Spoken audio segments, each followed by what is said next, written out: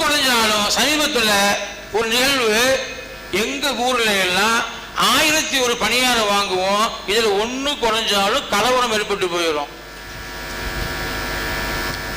நான் சொன்னேன் அந்த கல்யாணமே வேணாங்கன்ட்டேன்.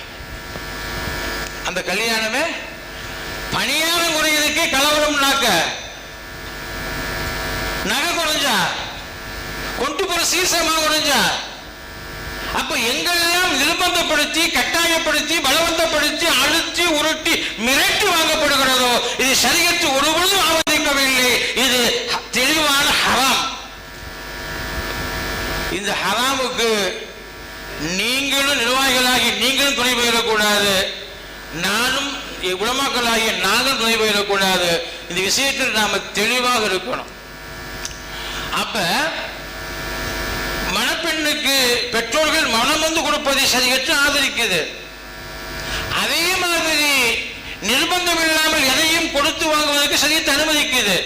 எங்கே நிர்பந்தம் வருமோ, எங்கே நிர்பந்தம் வருமோ, அல் ஹலாலு பையின் ஹராமு பையின் ஹதீஸ் இருந்தாலும் கூட எங்கே நிர்பந்தம் ஏற்பட்டு விடுமோ அதை ஹராம் ஹராம் ஹராம் என்று சரியத்து தெளிவாக சொல்லுகிறது. இது ஹராமான பொருளாதாரத்தை பெற்றுக் கொண்டுதான் என்னுடைய பிள்ளைகள் வாழ்க்கை நடத்த வேண்டும் என்று சொன்னார். இது ஹராமான பொருளாதாரத்தை வாங்கிக் கொண்டுதான் நம்முடைய பிள்ளைகள் வாழ வேண்டும் என்று சொன்னார். அப்படிப்பட்ட ஒரு வாழ்க்கை தேவையில்லை.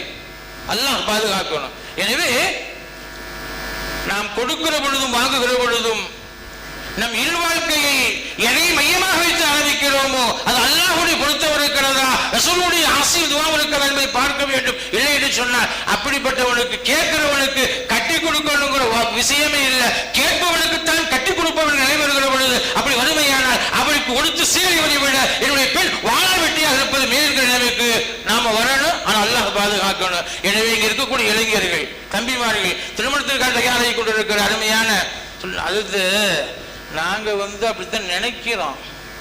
வீட்டில் உள்ளவங்க அல்லாஹு அக்பர் கேட்க மாட்டேங்கிறாங்கல்ல, கேட்க வைக்கணும். வாழப்போவது நீங்கள் தான் வேற அவர்கள் அல்ல.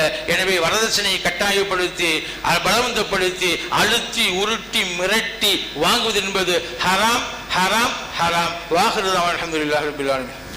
அல்ஹம்துலில்லாஹ். இதங்க நம்முடைய சோல்ஜமாத்துடைய எந்த இமாமு வரதட்சணை வாங்குங்க என்ன செய்யல சொல்லவும் இல்லை, சொல்லவும் மாட்டான். மகர் கொடுத்து திருமணம் முடிங்க என்று தான் சொல்வான். அதுக்கு ஒரு விஷயத்தை நோட் பண்ணான். ஒரு தாய் தகப்பன் தன்னுடைய பிள்ளைகளுடைய எதிர்காலத்திற்காக தன் சொத்திலிருந்து மனமுவந்து தன் பிள்ளைக்காக அன்பளிப்பாக கொடுக்குறாங்கல்ல, அதுக்கு பேர் வரதட்சணை அல்ல. அதுக்கு பேர் என்ன இல்லை? வரதட்சணை. அது அன்பளிப்பு. அத்தா அம்மா தன் பிள்ளைக்காக கொடுக்குறாங்க, அது தப்பு கிடையாது, தாராளமாக பெற்றுக்கொள்ளலாம். ரசூலுல்லாவே கொடுத்துருக்குறாங்க என்று மேற்கோள் காட்டி சொன்னார். ஆனால் உங்கள் பிள்ளைய நான் திருமணம் முடிக்க வேண்டும் என்று சொன்னால் எனக்கு ஒரு வீடு கட்டி கொடுக்கணும், எனக்கு ஒரு கார் வாங்கி தரணும், 50 போட்டால் தான் பிள்ளைய கட்டுவேன் என்றெல்லாம் இவர் நிபந்தனை வச்சு அதை வாங்கினாருன்னு சொன்னால் அதுக்கு பேர் என்னங்க? வரதட்சணை. அதை மார்க்கம் அனுமதிக்கலை. அதை நம்முடைய சோஜமாத்துடைய உலமாக்கள் யாருமே அங்கீகாரம் கொடுக்கல. அதை கூடாதுன்னு சொல்கிறாங்க. அல்ஹம்துலில்லாஹ்.